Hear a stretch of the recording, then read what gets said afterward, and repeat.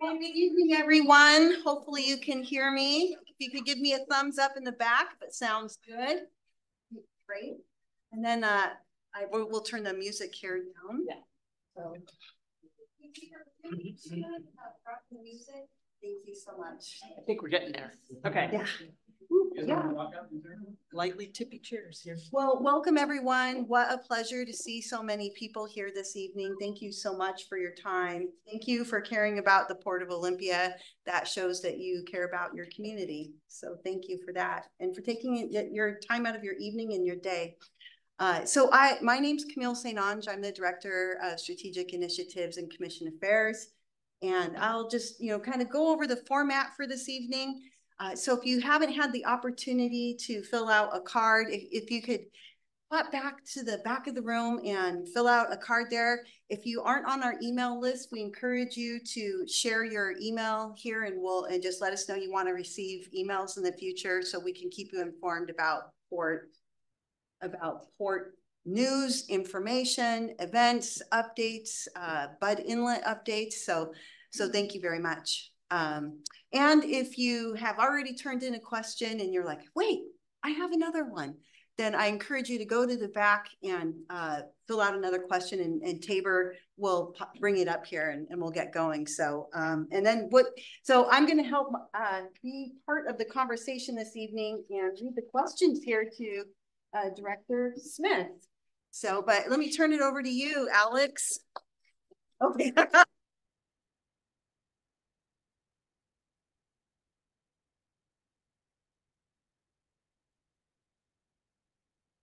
So there's a lot of good stuff the port's trying to do, and I really hope we get out and engage more with all of you and our partners out in the community. So this is great to get a chance to hear from you guys and what we can do better, what we can do differently at the port, what we can do more of, what we should do less of. So yeah, looking forward to it.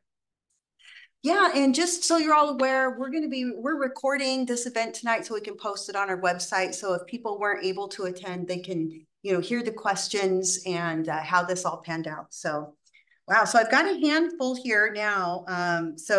Alex, thank you for having this conversation. I thought I would just kind of shuffle these a little bit here. I don't have my glasses. I think I can catch it though. Your names are optional. So if I don't read a name who submitted the question, that means that they didn't submit one. So here's the first question. How have the Weyerhaeuser lease rates increased on also on the new lease, and when does Weyerhaeuser lease end? So if you're not familiar, we have the port property out here. Weyerhaeuser is one of our lease tenants, and so on the marine terminal, they're our biggest lessee. You all know that, and you all know that those logs are, I think, exclusively now theirs. Back in the day, we had another timber tenant out there. I believe we're having trouble hearing you. Oh, I'm sorry. Please, thank you. Yeah, I may stand up. That may make it easier to articulate. So my understanding, and we actually have a meeting next week to delve more deeply into the current status of Weyerhaeuser leases. But my understanding is that we have a lease with them that is renewable every 5 years at Weyerhaeuser's option. And Warren may know better than I do. I think they have expressed interest in a renewed lease for a longer period of time, but we haven't had those conversations with Weyerhaeuser yet about what exactly that would look like and what it would consist of. So that's all I know right now about Weyerhaeuser. Yeah. Okay. Thank you. So yeah, it sounds like I know it's sort of weirdly echoey. Yeah, you can hear me over here. So maybe we just need good. Okay, and I'll try to project. Yeah, I can hear. I think you can hear me. Ms. Reiner, you can hear me okay? It was Alex. Okay, I think you just probably need me to a little bit. Okay, so here we go. This is from J.W. Foster. And there's J.W. Hello. So his question is, what do you expect the EPA to do about PFAS and other contaminants entering Puget Sound? I don't know about that, but I do know that they now want to regulate it. What I don't know is what that will look like. So once they choose to regulate it and it gets on like the list of hazardous chemicals, Then it's subject to being incorporated into everything from a cleanup plan for, say, Butt Inlet, to stormwater permits, to even Lots wastewater treatment facility. So I do know it's coming, but we don't have it yet. So yeah, we'll see how long it takes them to, they have to go through a rulemaking process. We'll see how long it takes them to do that. So I'm not sure if everybody's familiar with PFAS, but it's they're commonly called the forever chemicals. And I think they're found in a lot of wastewater, it turns out. So, and sorry, can I ask, was there a particular reason or concern you have about it?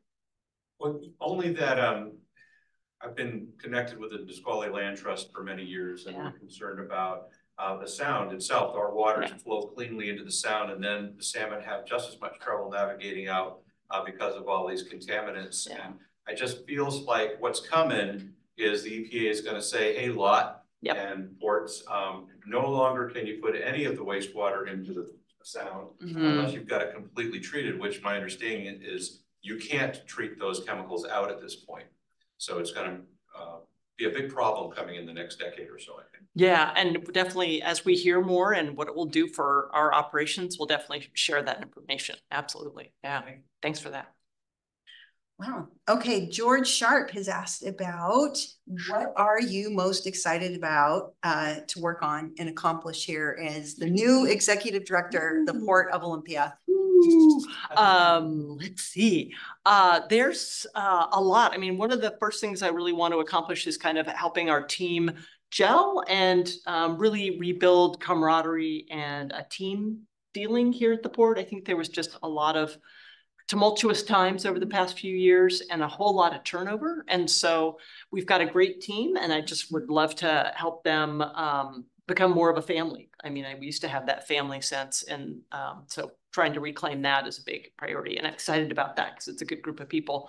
And then another thing I'm excited about is really diving into the Butt Inlet cleanup and what we can do in terms of having that be part of a larger revitalization of the Port Peninsula and putting more amenities and community gathering spaces and all of those kinds of things along the Port Peninsula. It sounds like that's something the community has wanted for a long time. And I think we've kind of got the partnerships with the local jurisdictions and the momentum, because the cleanup's helping to be a catalyst for that, to go do that. So my goal is to be developing a plan for that and try to accomplish that pretty soon if we can.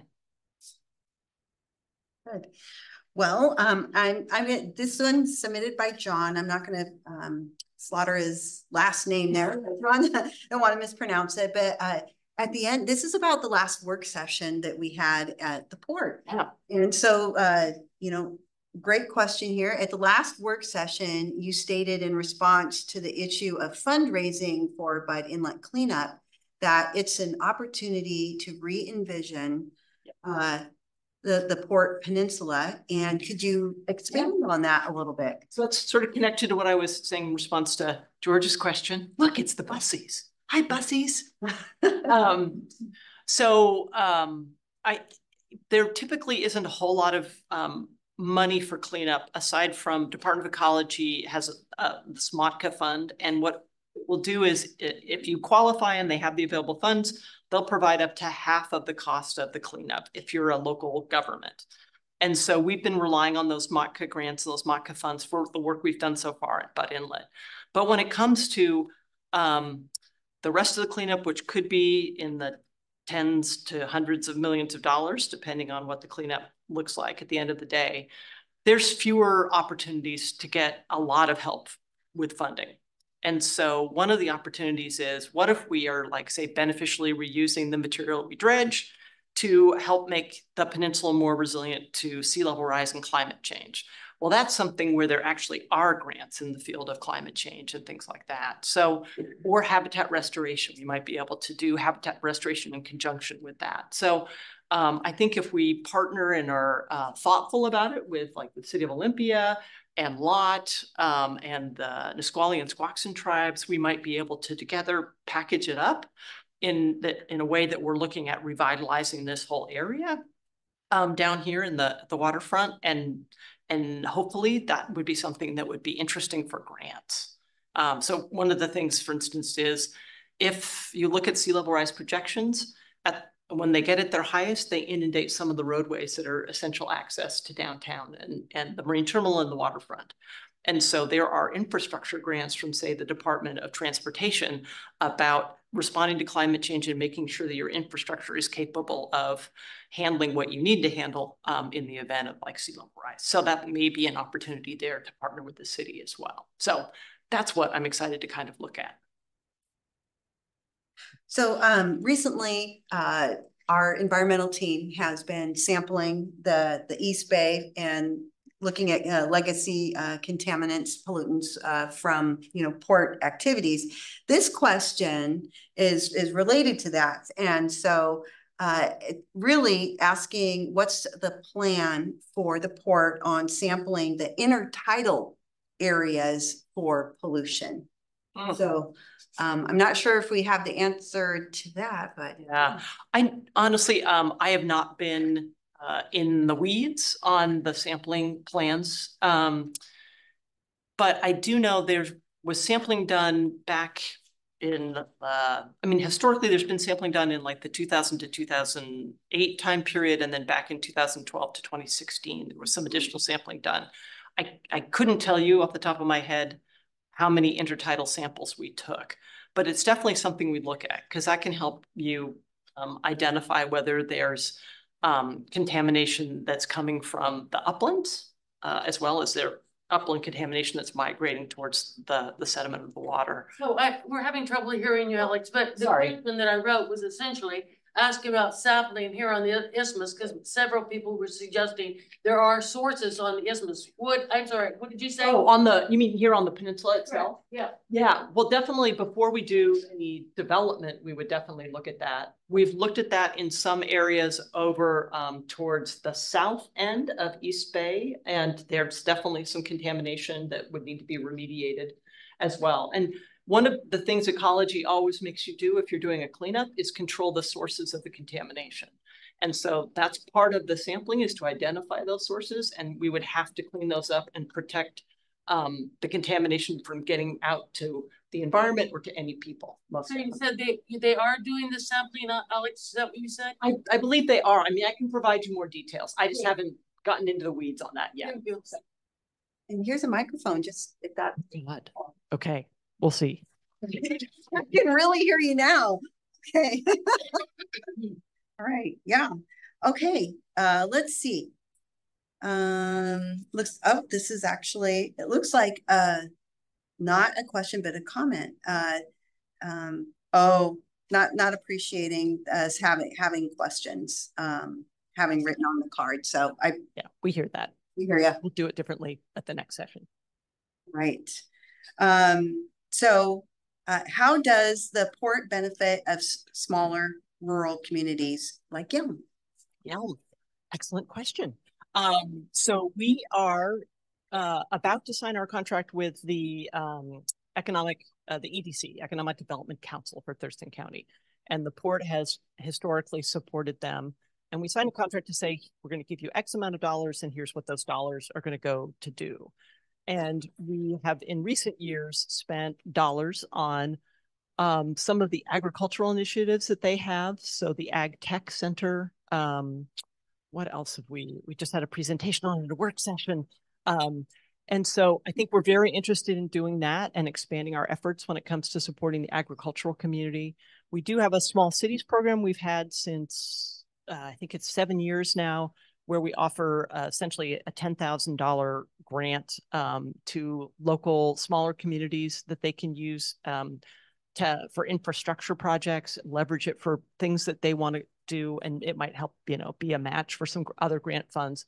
So we understand that we haven't changed the amount in 7 years, and so we know it's not enough to really make a big difference for local communities, but we're hoping to, as we go through our budgeting process this year, look at upping that. So that's some of the things that we're doing, but I welcome conversations with our South County partners on how we can do a better job, because one thing I observed back in the day, and I think the port has done some of, is really look at economic development in terms of sort of more business development on its own properties, its own assets. And I think we can expand what we do in terms of economic development throughout the county, things that aren't just tied to like our properties or our assets. So more to come. Yeah, so I appreciate the comment about the format. We're trying to record this tonight, and so working with our audio system, part of the reason we had the questions formatted this way is just to make sure that, one, we could catch everything well for the recording of this. But Alex, if you'd like to entertain, I'd be happy to go and walk into the audience and find folks. Old Donahue style. Give some questions. So actually, Jim Lazar, if you could raise your hand, would you like to ask your question here? Be happy to bring this here. Back up. We only have one microphone, so. The port does not apportion interest on the bonds that are sold for capital projects to each of the business units. It does that for administrative and general costs and depreciation expense. Those are apportioned. The port used to apportion before Sam came. When Jeff Smith was the CFO, the port apportioned interest. Can you fix this problem so we can see where our money is going? Yeah, absolutely. We were just talking about this before I came out here with our finance, our CFO. We're happy to change up how we present our financial information to answer questions you all have. So that was one thing that came up. So we're happy to do that. And we actually want to have a work session with our commission on financial things, but in particular, really spell out what our bond debt is and how we pay down that bond debt, and happy to break it out in terms of interest payments and how we allocate that amongst the business units. Sure. Okay, so this next question, the person didn't leave their name, but they're asking about regarding sampling of Dixon on the Isthmus. So you want to, whoever asked that question, you want to raise your hand and I can bring the microphone to you.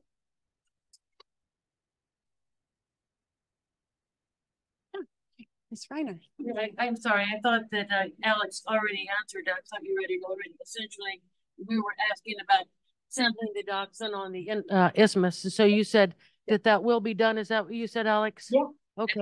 Yep. And when do you think, because I thought they were already done with the sampling, yes or no?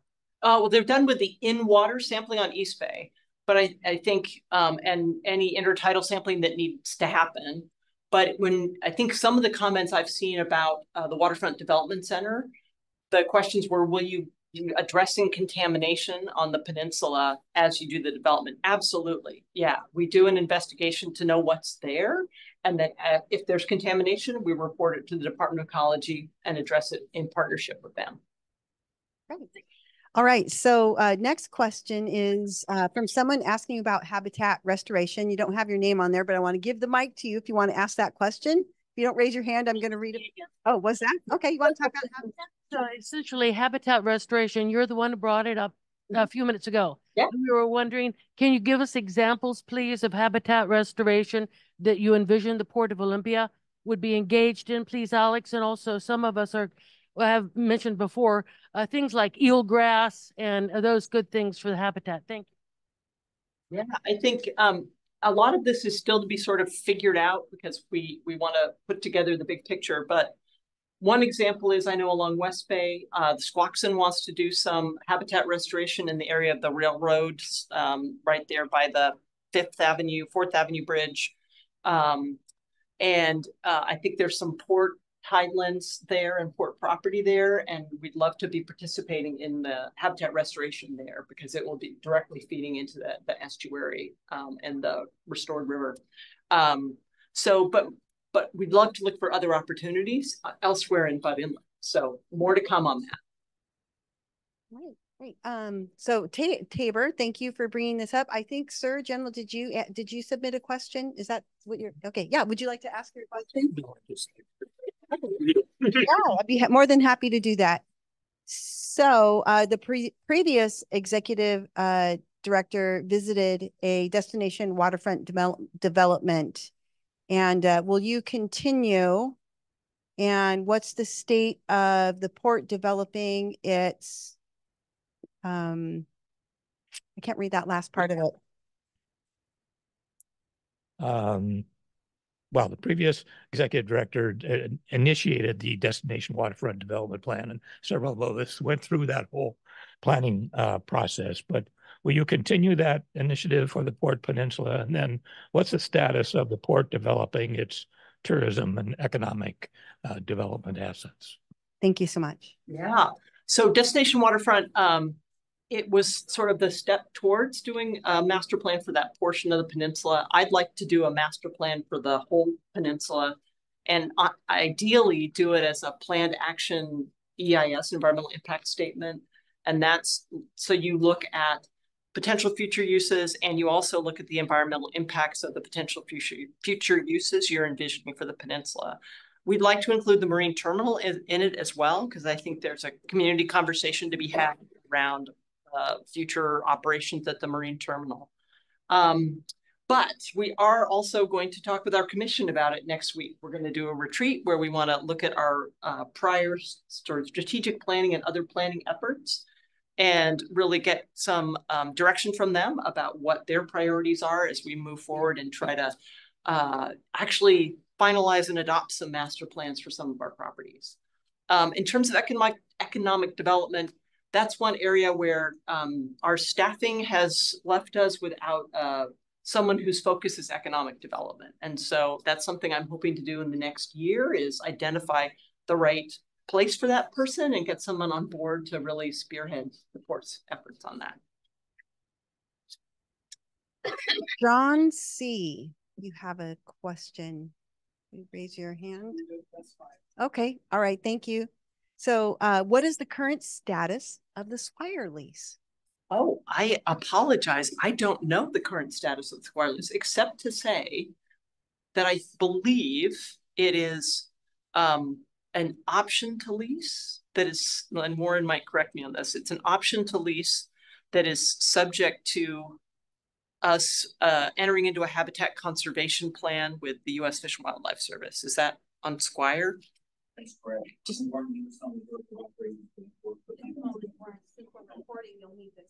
Thank you. That we can hear that. Yes. Thank you, Alex. Yes. Good evening, everyone. I'm Warren Hendrickson, the Director of Operations for the Port, previously the Airport Senior Manager. Yes, Swire has an option to ground lease 95 acres of Olympia Regional Airport for the development of a light industrial facility. It is subject to approval by the U.S. Fish and Wildlife Service of the Habitat Conservation Plan. This is a plan that is a joint agreement between the city and the port, pursuing with Fish and Wildlife Service to protect the endangered species in Tumwater and on port grounds. So we have to get through that process first before the option lease will then take effect. It is also subject to FAA approval because the grounds are inside the airport grounds, and we have to justify to the FAA how the development will benefit the airport without affecting airport operations. We have a good case for that. So the primary issue really is going to be the Habitat Conservation Plan and being able to mitigate and offset the land that will be developed by Swire. Thank you, Warren. All right. Here's another question that was just turned in. Asked me to read it for you. So the Port Plaza, right over here, yes, where the Port Tower is on the West Bay, is a community benefit. And are there any other port-owned properties that currently aren't in use that would be available for the cities or county to develop into parks, ball fields, or other public use? That's a good question. I think that's one aspect of the peninsula reimagining and master planning, is to look at, are there sort of recreational or open space or park spaces we can create out there? For folks who've been out to the end of North Point, that's like one of the best views of Butt Inlet in all of Olympia. And we'd love to figure out ways to enhance opportunities for that view and to be able to utilize that area. Otherwise, I think we'd like to do some otherwise we'd like to, I think, do more master planning and looking at what would be good areas for recreational uses, and do that in conjunction, say, down in Tumwater with the city as well, and see what they think good opportunities are. Similarly out here with the city of Olympia. I have a couple of questions here. Thank you, Carla Wolfsberg, for turning that in. So you answered a recent question at the POCAP meeting that the marine terminal director's looking very hard to find new business. And how reasonable is this when the marine terminal has lost more than $1 million each year? Its location and cost dredging make the marine terminal a losing operation. I think that's part of the conversation I think we all should have when we look at master planning for the marine terminal as well as the Port Peninsula. I think our current marine terminal director is doing all he can to make the terminal profitable given some of the limitations that it has. So he is very well plugged into sort of the international shipping community, and he's got some great ideas for how to try to do that. But I think, yeah, having the conversation with our commission and with all of you about the future of the marine terminal is something we plan to do. So I think you hear me pretty well on this, yeah? On the system. I just have that voice. So the question, and again from Ms. Wolfberg, is the most recent POCAC meeting. You asked for ideas how to engage with the public to build trust. A POCAC member answered, sit in front of people and listen. Will you offer more town halls to hear the public comments? Absolutely. Yeah, happy to. And, you know, if there are folks who want to meet individually or as a group, I'm happy to do that as well. I think that's one thing that made me sad when I worked at the port before, was it felt like the community didn't trust the port or the staff. And so I'd love to find ways that we can build up trust with the community. And so, yeah, any opportunity to sit down with folks or any ideas you have on how we can do that and show up better for the community, happy to hear that. Does anybody else have any questions? Now we can do the back and forth. Yes, Mr. Jacobs. Yeah, let's bring him the microphone so they can catch it on our recording. Hi, Bob Jacobs. I'm a 50-year resident of Olympia and been watching port issues for most of that time. What about environmental compliance? My observation is that the port's approach to environmental compliance is to resist compliance and resist and resist and resist until finally it loses. The result being that we have contaminated water, the result being that we have huge legal costs and ultimately huge fines. I'm thinking of the bark situation not too many years ago. What is the new day in Olympia going to look like? Are we going to just plain comply with the law? That would be nice. Thank you.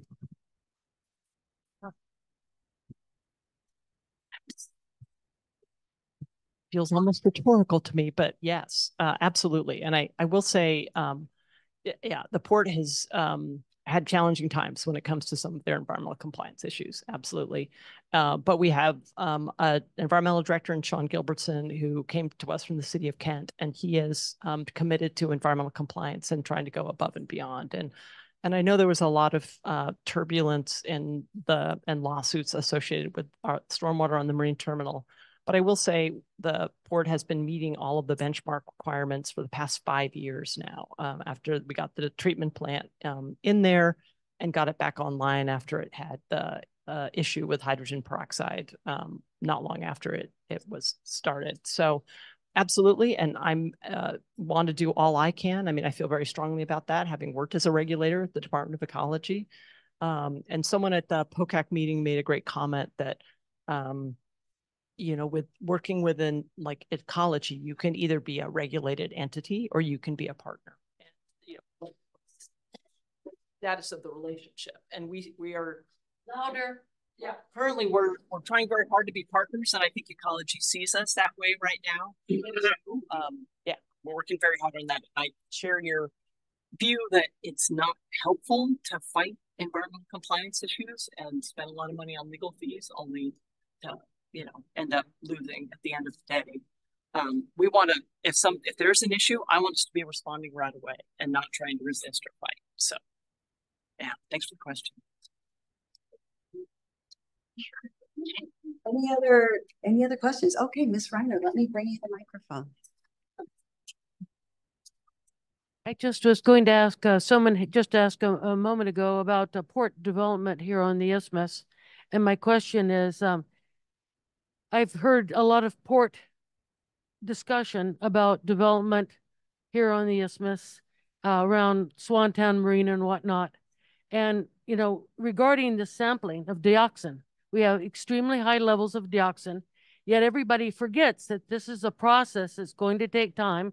It has to be science-based, and we just can't jump in and put the cart before the horse and talk about development until we find out the dioxin levels on the isthmus. So this discussion about what are we going to do here? What are we going to do there? It's putting the cart before the horse. We've got to see the numbers, dioxin, where the dioxin hotspots are, and how they're going to remediate them. And as far as remediation, I know that your discussion was that some of the fill from Butt Inlet would be piled on the land here on the isthmus. So you're going to take the contaminated dioxin, you're going to pile it here on the isthmus, and then supposedly I've heard your engineers in the past say you're going to cap it, whatever that means, for future generations, even though you've seen it, you know the isthmus is going to be flooded, sea level rise events. So here we go, for future generations, tremendous contamination of dioxin will be here on the isthmus. And a lot of us are concerned about that, Alex. Thank you. Yeah. And I will say on development, I think what we'd love to do is do some master planning, have concepts, and then before anybody tries to actually develop any parcel, we do the due diligence to see what contamination is there and how we need to address that before any construction or building could happen. On the potentially reusing sediment that's dredged for cleanup on the peninsula, I mean, that would be part of a cleanup under Department of Ecology oversight, because that's part of the remedy. They want to know you're dealing with the contaminated material in an appropriate way. So the only way they would let us do that is if we do it in a way that caps it and prevents any exposure to the underlying contaminated material. So for instance, when they did Cascade Pole, the North Point parking lot up there is actually a cap and a fill of contaminated material from the old Cascade, the McFarland Cascade Pole site. That's pretty contaminated stuff. But you know, the only way ecology would let us do that is it has a sheet pile wall built all the way around it, and then a whole lot of clean material on top of that, and then an asphalt parking lot on top of that to make sure there's no exposure. So that's what ecology would be looking at. And in recent years, Ecology's cleanup program has also incorporated climate change into how they approve remedies. So when they look at a remedy, like if we proposed, hey, let's put material there and put some landscaping over it, they would look at, okay, the only way you can do that is if you can prove to us it'll also be resilient in the event of sea level rise and erosion that would come from sea level rise. So the only way we would do that is hand in hand with ecology as part of the cleanup.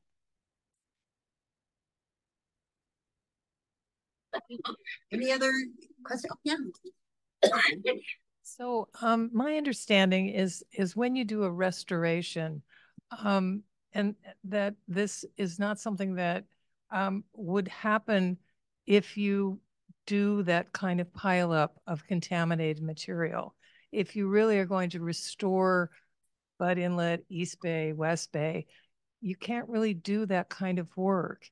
And I know that ecology is a good organization, good department, but they're under political pressure. Mm-hmm. And I think that really needs to be addressed in everything. And I'm not an expert in this, but the science hasn't been at the table in any of this cleanup. We haven't seen any scientific names, just engineers. Mm. And I just wonder why they can't be at the table in this discussion. Yeah. I want to make sure that ecology comes to public conversations we have about the Butt Inlet cleanup, because they're our partners on this. They're the ones who tell us how clean is clean when it comes to the cleanup. And another thing I'll say about trying to beneficially reuse the material we dredge is it also needs to be suitable for whatever purpose. Like if we're going to try to put a building on something that is using this beneficially reused material, we need to know that it actually structurally can handle it, et cetera, et cetera. So one of the things we're going to do as part of looking at the sampling results we took out there is this material even suitable for that kind of use? So I think there's more to come, but it's an idea that could also help reduce the total cleanup costs if we are able to beneficially reuse it. So I don't know if that makes sense. To clean up, we want a restoration. Right. That's So, and when you say restoration, is that returning it to pre-industrial conditions? yeah, because I know you've mentioned that, people want to go swimming in there and, there's no way you're going to be able to go swimming in there if you don't restore it to a natural state. So it can be cleaned up.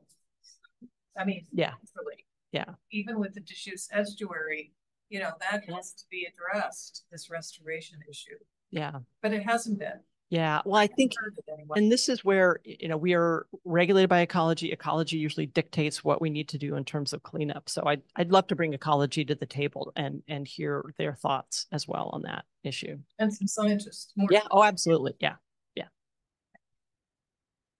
Anybody else have questions? And let me bring the microphone back. We're recording this so people who can't attend can hear this. And if you're not using the microphone, they won't be able to hear your question. So I'm going to just run this back to you.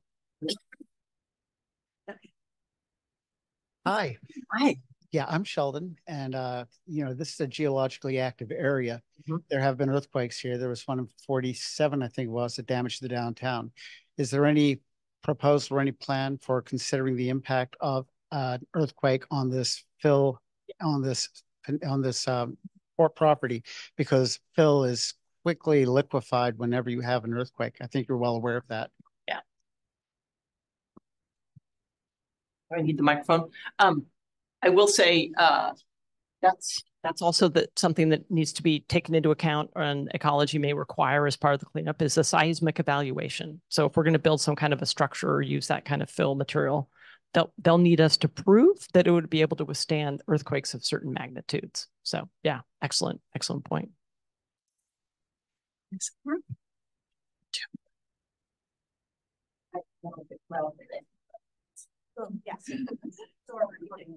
So this is sort of a fun question. Are you planning any more music at the port like you had last summer? Because it was really a nice community event. yes. Yay, music to park. Yes, yes, yes. And the answer is yes. So we're actually having 3 different, I guess it's evenings at the pier, 3 different concerts. And in addition to that, we're also having the Shoestring Circus come, and they're going to be here for, I think, a full week. And they're sort of a Cirque du Soleil-like act. And I think we're even going to have a convergence of they will be here on the Port Peninsula. The Pride Parade will go all the way out to the end of the Port Peninsula. And that night will be a Queen cover band. So it's going to be the trifecta of partying in downtown Olympia. So we're very excited about, about all the fun activities. And I don't think Alex knows this. We were just talking about it this morning. We have a number of music in the parks that are happening over at the Port Peninsula that's being spent, Port Plaza, excuse me. And Harbor Days is going to be right down here, and movie nights over at the marina. So we have just a ton of activities planned this year. So Fun summer events. yeah. So that was too much fun. So now we have to get to tougher questions. Okay. Now, as you know, there was just so much talk, kind of blindsided the county on the potential siting of a airport expansion. Right. And that seems to have died down. And yet, I still hear echoes. I'd like to know your feelings about the Port of Olympia's airport operations and how much expansion you think Thurston County might be subject to in the future. That's an interesting question. Boy. And maybe Warren can also help with this question. I know that the FAA was involved in looking at that sort of how do we regionally take the pressure off of SeaTac. But I don't think that was an Olympia initiative on that one. And I don't know that the airport, especially with the gopher and the endangered species issues, that we really have much ability to expand our airport operations down there. But I'll let Warren, because he's the expert. Thank you, Alex. I appreciate the question. Again, Warren Hendrickson, Director of Operations. So the Commercial Aviation Coordinating Commission completed its report to the legislature in July of this year, and then that commission sunsetted by state law. The results from that commission, which was to find a way to augment the capacity limitations of SeaTac International Airport, were that the commission decided that a new airport would be needed, but a future location has yet to be determined. The follow-on group that was established by the legislature is called the Commercial Aviation Working Group. That working group right now has not yet established a normal meeting schedule. Nominees are currently being taken by the governor's office for the membership of that new working group. And then their responsibility is to continue the process, the analysis, and then make a report to the legislature. They do not have the same level of deliverables that the previous commission did. The end result is exactly when will this working group stand up, and then what will be the impact of that is yet to be determined. Partly it may be affected by just the gubernatorial process with Governor Inslee now choosing not to run for an additional election and a new governor taking office. So we'll have to see how that plays out. So that's the bigger picture in terms of overall aviation capacity for Puget Sound and Western Washington. With regard to Olympia Regional Airport, we're in the process of completing our airport master plan update. We have a new airport senior manager that just joined the port staff on April 1st. We have a timeline by which we will complete that process. I know several in this audience have asked questions about when the public comment period will be. We're tentatively right now planning for the commission work sessions and our new commissioners to be brought up to speed on the airport master plan update in July, and then to commence a 30 to 45-day comment period and ultimately take action on that airport master plan, assuming FAA approvals are in place in September of this year. So that's the timeline. The airport fence is not moving. The airport grounds and acreage remain status quo.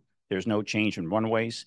The construction projects that are planned over the next 5 to 8 years are all designed to meet airport design standards as they have been changed and upgraded by the FAA. So the end result is we will just have improved safety and improved capability, but the airport footprint itself will not change. Now, the key question in terms of what happens down the road in terms of overall expansion to the airport, Thurston County is growing. We have over 300,000 population now. The forecast is go to 400,000. And so the question is, how can this airport then best meet the needs of the community? And that has yet to be determined. Many of you are aware that part of the master plan update was to consider what level of commercial service, if at all, should return to Thurston County and Olympia Regional Airport. And that feasibility showed that there is a potential market for this in the future. So that will be subject to the community demands and airlines wishing to serve this area. But certainly as the area grows, just like we grow schools, medical facilities, and infrastructure, so too is the airport part of that infrastructure. So we will have to see exactly how that plays out. Will it be SeaTac 2.0? It will not, but there may be a means by which we can provide some level of commercial service to the community that demands it. And we'll see how that plays out. So Warren, when you say commercial service, can you help us understand what type of size of planes? Oh, certainly. Yeah, part of it is the airport limitations by the length of the runway and the weight bearing capability. And when we talk about what type of airport Olympia Regional Airport is today, it is what is known as a general aviation airport. A general aviation airport means everything but military and commercial service hosted on the field. So for example, although we see military operations from JBLM use the airport facilities for training, they are not based on the airport. So general aviation airport means medical evacuation, DNR firefighting capability, Washington State Patrol operations, flight training, helicopter training, and executive business jet or transient travel. It runs the gamut. The next step with regard to the type of aircraft that could probably be supported would be the future of electric aviation, as those certification and design and testing efforts are underway. The other possibility is right now is certainly the airport cannot handle a 737 or an Airbus A320, if you're familiar with those aircraft. The runway is not strong enough to support the weight of that aircraft. The strongest, the heaviest aircraft that the runway can support in its configuration today is an Embraer 175. That's the twin-engine jet that's flown by Horizon Airlines, if you're familiar with that operation. It weighs approximately 90,000 pounds and can accommodate up to 76 passengers. Today, that would be the largest aircraft that could operate from Olympia Regional Airport. The types of service that could be provided would be point-to-point, covering the city pairs within the Northwest Mountain region to Spokane, to Boise, possibly hub-to-hub routes to the Bay Area or maybe Salt Lake, but very long, very thin routes, but still within the region. And it'll be that type of regional service if the market exists to provide.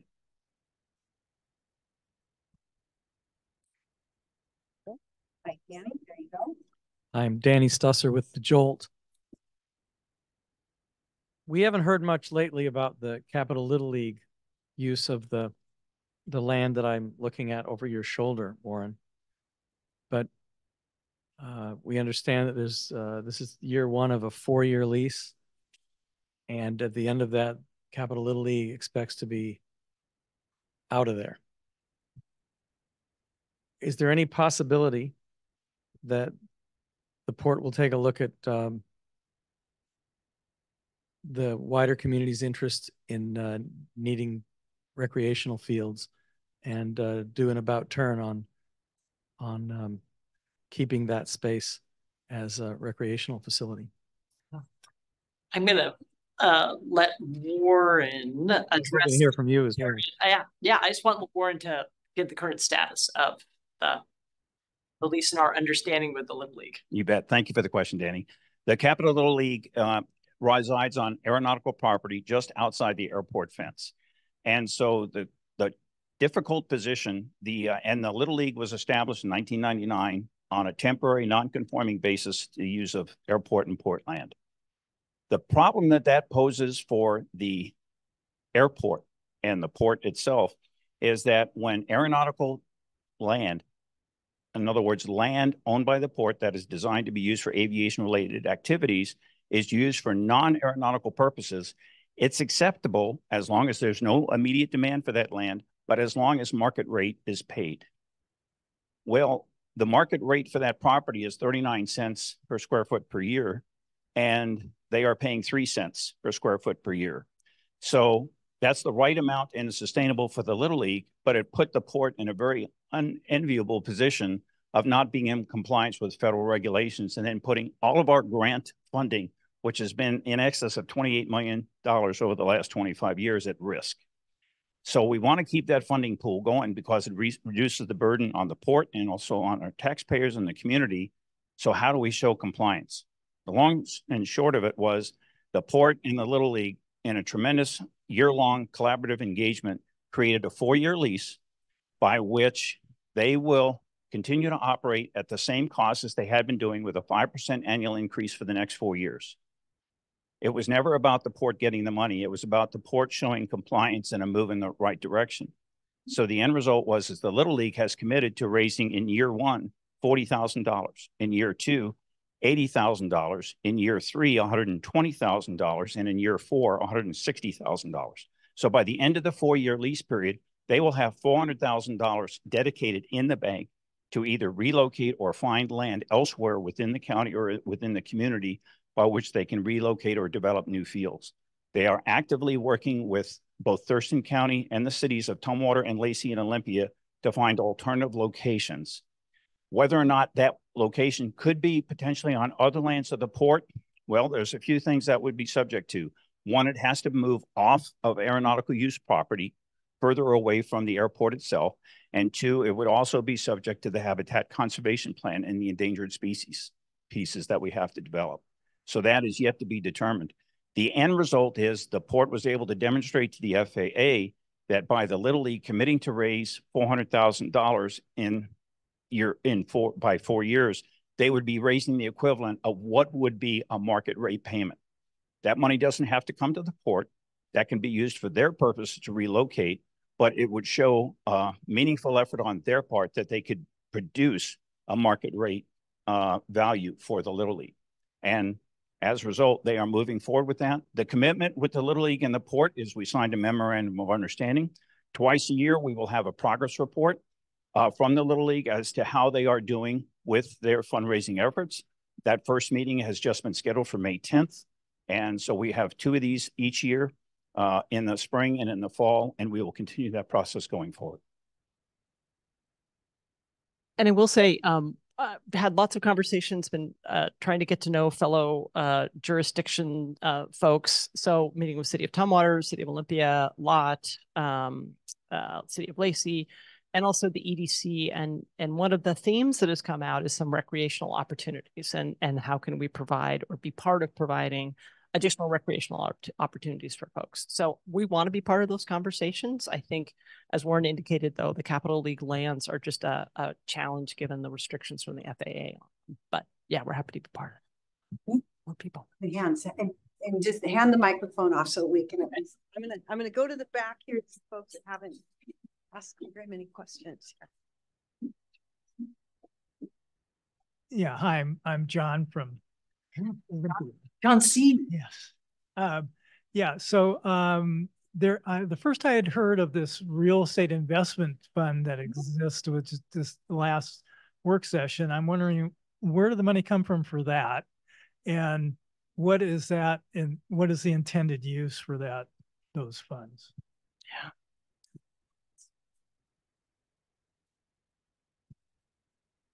So the Real Estate Reinvestment Fund is intended to be a fund where revenue from sales of property is deposited. So for instance, we just sold the CBC building in Lacey, and that money now goes into the Real Estate Reinvestment Fund.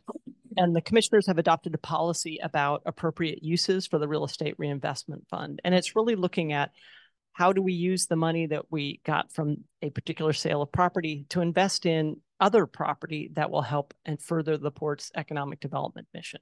So if you're interested, happy to share the policy on the Real Estate Reinvestment Fund. But that's the general intent, is not to just have it go to other uses, but have it actually focused on, now that we sold this property, let's not divest ourselves of properties. Let's actually put it to use in another area where we can do more good. Okay, who's first? Okay, Mr. Jacobs. Financially, the elephant in the room is the marine terminal. It's been losing money for decades.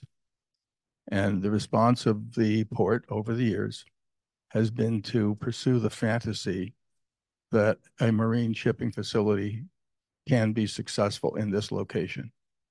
This location fails every criterion for the location of such a facility. Are we finally going to face the fact that, I'll say this may not be a possibility to have a break-even marine terminal here? I appreciate that. And I know that's been an issue and a conversation folks have wanted to have for a long time. So, I support absolutely having the conversation. But I think what I'd like to include in the conversation is just helping folks understand what's out there right now, the business that we're doing in the marine terminal right now, the role the marine terminal plays in, say, emergency management if there's a disaster in the area. And then what I don't know is, if the choice was made to no longer have a marine terminal, what are the steps that the port needs to take? Because we have federally authorized navigation channels. And does that mean, my understanding is you need an act of Congress to deauthorize the navigation channels. And so I'd like to sort of compile that information and have it be part of the conversation, just so we all know, what does it mean if we say the marine terminal is no longer a viable business line to the port. So, but yeah, we should have the conversation. Mr. Lazar. There's more than one elephant in the room. NOAA's most recent forecast of global sea level rise would have the water at my ankles in a couple of decades and up around my neck. I'm taller than some people in the room by the end of the century. I'm wondering if the port would consider allowing the community or participating with the community in some education on this. The port, Lott, and the city developed a sea level rise management plan. It will need updating as forecasts change.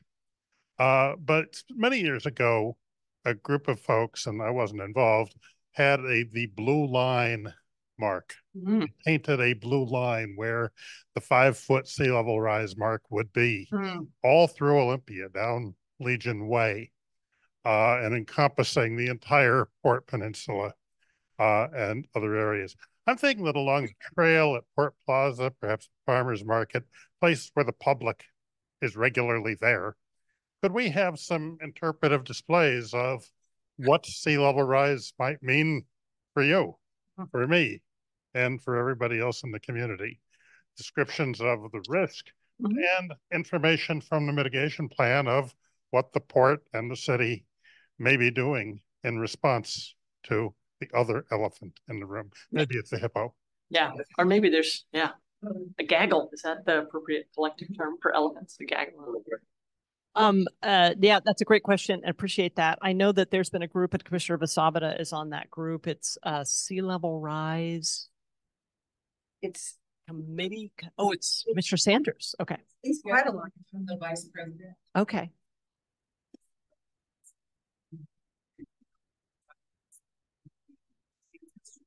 Yeah, there you go.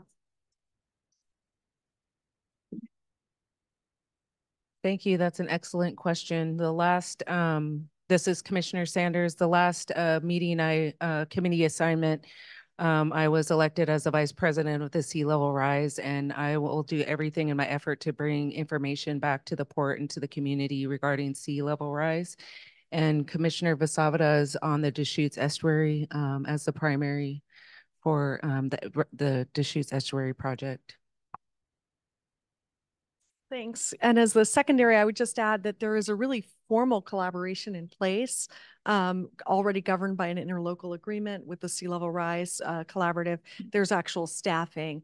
And so it's a really robust engagement that possibly we can do a better job bringing back to our port meetings updates on what's happening there, because even someone from the Port Advisory Committee, the POCAC, had emailed me and said, oh, it would be really good to kind of get some professional staff on this. And I think that's happening in ways that we don't talk about within the Port Commission meetings.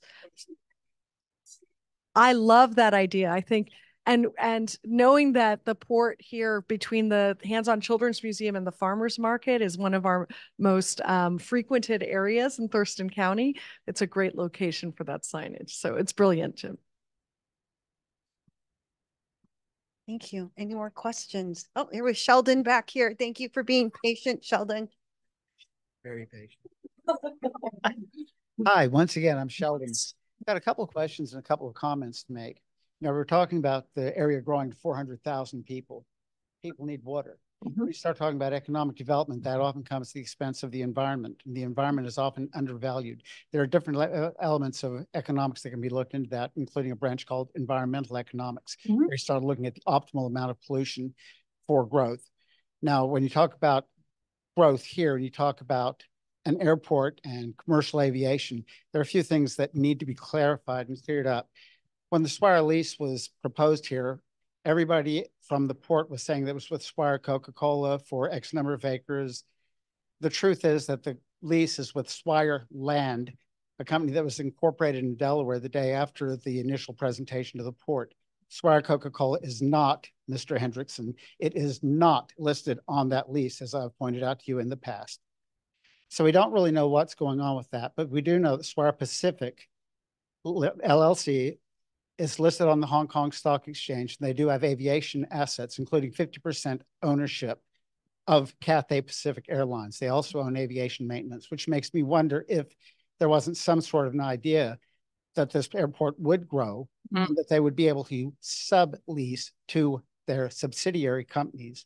I would like for that to be cleared up. Okay. The other thing, when we're talking about the airport, it overlies something called a critical aquifer recharge area, level 1, which means that any contamination that hits the ground is expected to be in the water within a year. I'm sure you're well aware of that, given your background. The Palermo field, where Tumwater gets a lot of its water, has 6 wells. 3 of those wells are Superfund sites and have been since 1991. So when we start talking about development at the airport, we have a very critically important asset, environmental asset, in a very pure water source that may be much better held onto and have much greater economic value to us going forward if, in fact, we do grow to 400,000. Yeah. I would like to know if there might be a way for you to implement some sort of an economic analysis of that, and perhaps to clarify for the public, because I know that representations are still being made that that lease is with Swire Coca-Cola. But a reading of the lease that was recorded on 14 December 2023 clearly states Swire Land LLC. Thanks. Appreciate that. Yes, thanks, Sheldon.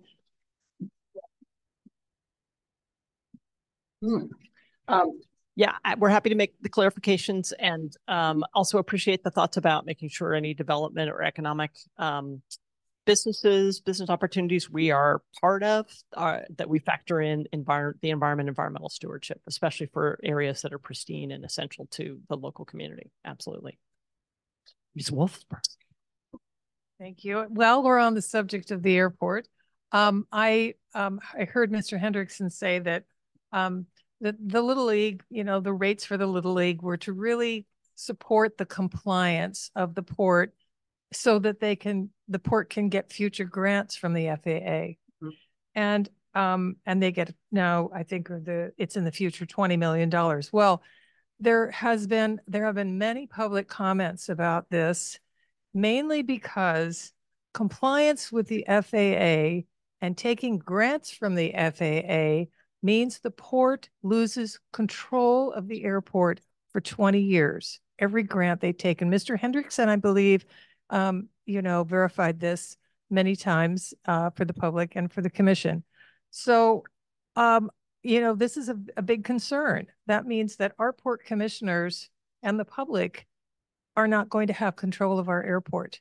And that means noise, pollution, more planes, etc. So I think this needs to be really addressed. And I know at least one airport in California has decided not to take any more grants from the FAA for this very reason of loss of public control, local control. So I don't know if you might have something to say about that, or maybe Mr. Ken. Well, I appreciate the thought, and I have not looked into the details of FAA grants and what restrictions or limitations they may put on us. But yeah, it's a good thing to take a look at. I don't know, Warren, if you have any thought. I can, certainly. Thank you. If I can go back to Sheldon's question there about the Swire lease. That's correct. When the lease was written, it was Swire Lease. The company has changed its name, and there was never any issue about that. The company does business, and it was clearly on the website too that Swire is doing business as Swire Coca-Cola. In lease amendment number 1, which was recently approved by the commission, the actual formal name of the company has changed to Swire Infrastructure. That's to better differentiate its domestic assets from its overseas assets. And clearly the discussion has always been about the use of that property for a non-aeronautical use, not an aeronautical use. So I hope that adds a little bit more color to the discussion with regard to Swire. With regard to Ms. Wolfsberg's questions there, the issue about the grants, yes, when you accept money from the federal government for airport improvement, it generally incurs a series of 39 promises called grant assurances. And these grant assurances run for a period of 20 years. Each time you accept federal money, that 20-year clock resets. There's an exception to that, and that is when the airport land is purchased with federal money. Then those grant assurances run in perpetuity. The airport was originally built and then was taken over by the U.S. government during World War II. And during that period of time, the federal government then added another 1,000 acres to the overall airport property, all of which makes up Olympia Regional Airport, the Newmarket Industrial Campus, and Clean Water Center.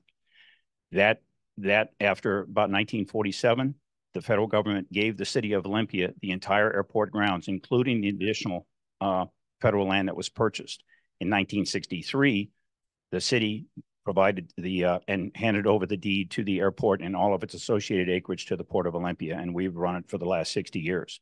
Because the airport land, including the industrial 1,000 acres that the government purchased, was purchased with federal property, it must remain an airport in perpetuity. So as a result, that is the federal law. And that comes as a part of accepting the deed from the federal government. It's on all the property deeds and everything else that we have with regard to the master plan of the airport. If we stop accepting grant money, it doesn't change the grant assurances because those promises and managing and running an airport continue. However, what it does change is the financial burden on the community. Right now, we leverage all airport eligible projects from the FAA to the tune of 90% of the cost of every project. The burden on the port is 10%, even less if we're able to also augment that with state grant funds. If in fact we did not accept those federal grants, those projects to maintain the airport, which we must do to comply with federal law, given the way the airport was originally acquired, means that that burden now shifts to the port and to the taxpayer. So the port's position is that this is a completely appropriate way to leverage federal funding while staying in touch and keeping in compliance with federal law. Thanks, Warren. One thing that this makes me think is the next town hall, and sorry, I'm going to make a suggestion without checking with people first, that we bring some of our other senior managers from other business lines here. So, because I, you know, in my first month here, I wasn't able to learn everything, and I don't think I'll ever learn everything that the port does. And so I think if folks have questions about specific, like the marine terminal operations or marina operations or the airport, we can have our new airport director come on out, Chris Paolini, and you folks can meet him. I just think it'd be a good idea to get all of us out here to answer some questions. Would that be a good thing? Yeah. Okay, excellent. You want to know everything. You go back to 16. I know it, yeah. And my brain is not big enough. It does not have the capacity for all that information. Okay, any more questions? Yes.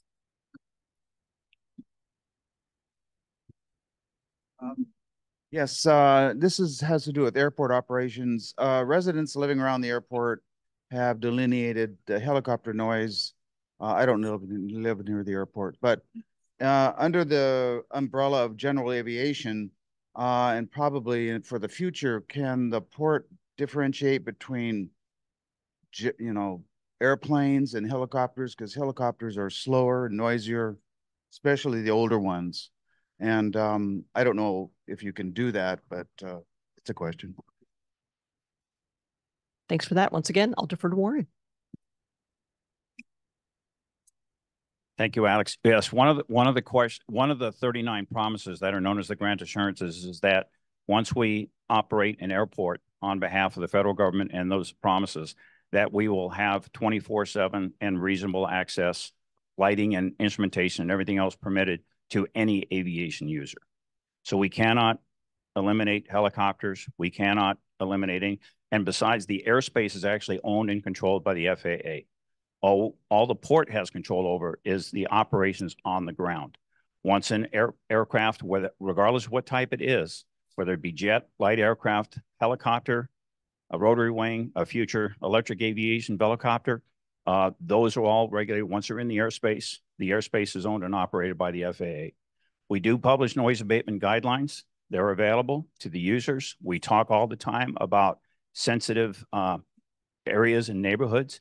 I've made presentations to the Council of Neighborhood Associations that are within the city of Olympia with regard to that. We've upgraded our website to include noise complaint hotlines to both the FAA as well as to JBLM to go ahead and help mitigate that.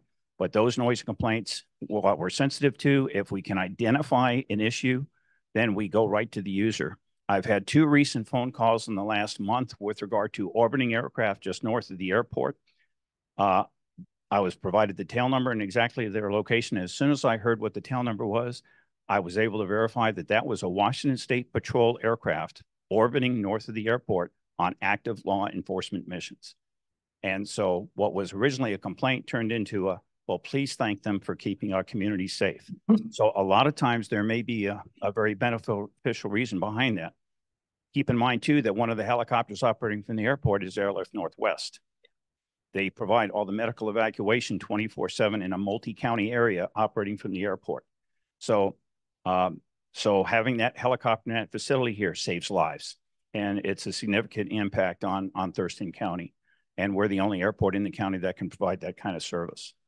The other thing with regard to pollution and concerns about that, I will have to say the port has already purchased a new fuel truck and a trailer. We will hopefully be the first airport in the state to offer unleaded avgas later this year at Olympia Regional Airport.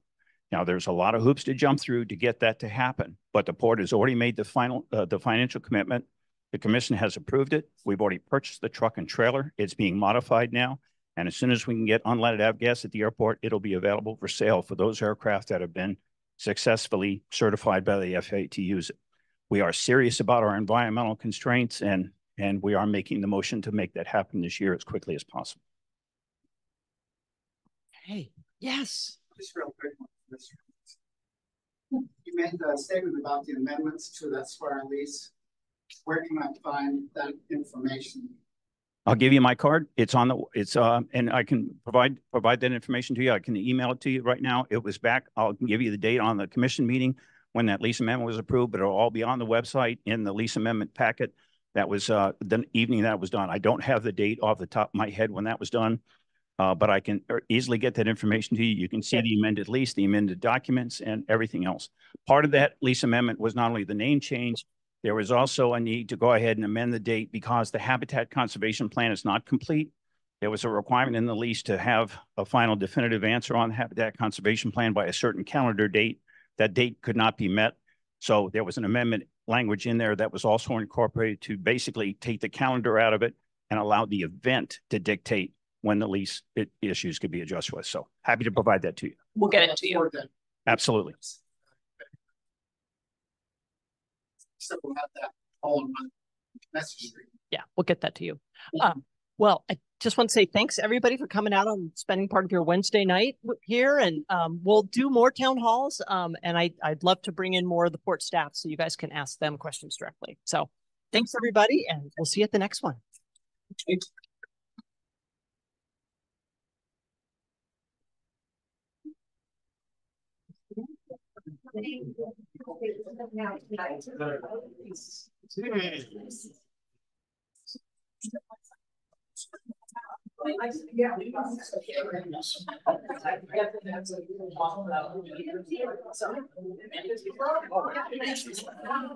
Welcome aboard. Thank you.